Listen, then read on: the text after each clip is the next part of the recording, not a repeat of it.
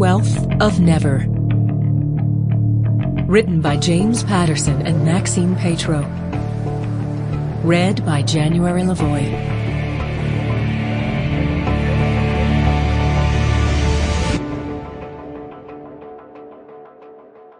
Prologue. A dark and stormy night. I woke up to a sharp report, as if a gun had gone off next to my ear. My eyes flew open, and I sat straight up in bed. I yelled, "Joe!" But my husband wasn't lying next to me. He was in an airplane, 35,000 feet above the heartland, and wouldn't be home until the morning. There was another ferocious crack, and my bedroom brightened with lightning that snapped and wrapped around the windows. A boomer shook the window frames, and sheets of rain lashed the glass. I was so distracted by the vicious storm that it took me a second or two to register the wave of pain that came from my belly and washed right through me. Oh, man, it hurt really bad. Yes, it was my own fault for gorging on refried beans for dinner, then chasing down the Mexican leftovers with rigatoni marinara at 10. I looked at the clock, 2:12 a.m., then jumped at the next seismic thunderclap. Martha whined from under the bed. I called to her. "Martha, boo, honey, what you doing? It's just a storm, it can't hurt you. Come to Mama."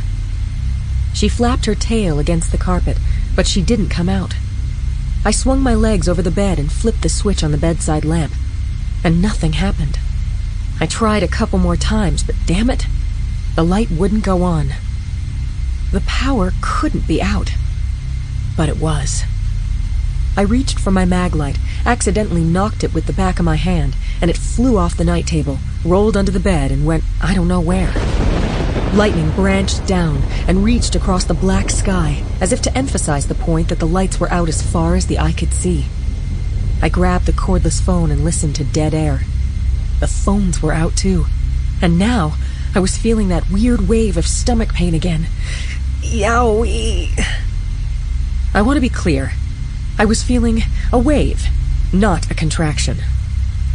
My age classifies me as an elderly primigravida, meaning over 40, pregnant with my first child. I had seen my doctor yesterday morning and I'd checked out fine.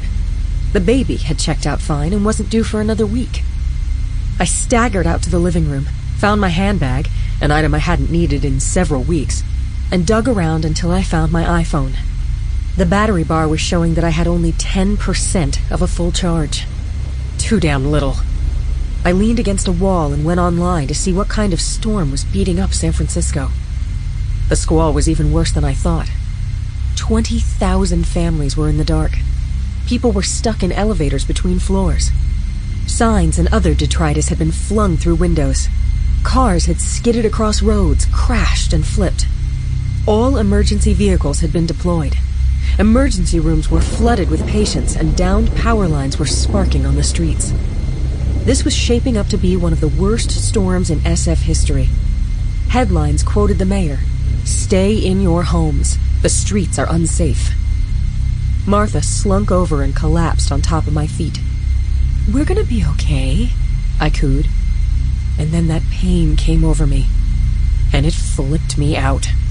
I grabbed my knees, and that's when my water broke. No way! I could not comprehend what was happening. It could not be happening.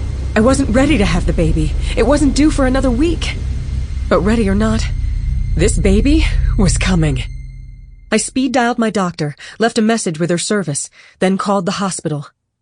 A nice woman named Shelby asked me, "How often are your contractions coming?"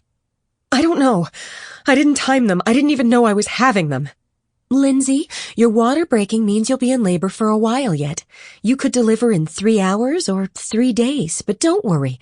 Let me explain about 311. I knew about 311, but still I listened as Shelby explained that 311 was the rule for what to do when your contractions come every 3 minutes, last for 1 minute, and that pattern repeats for at least 1 hour. You go to the hospital. "Are you kidding me?" I screeched into the phone. Sample complete. Ready to continue?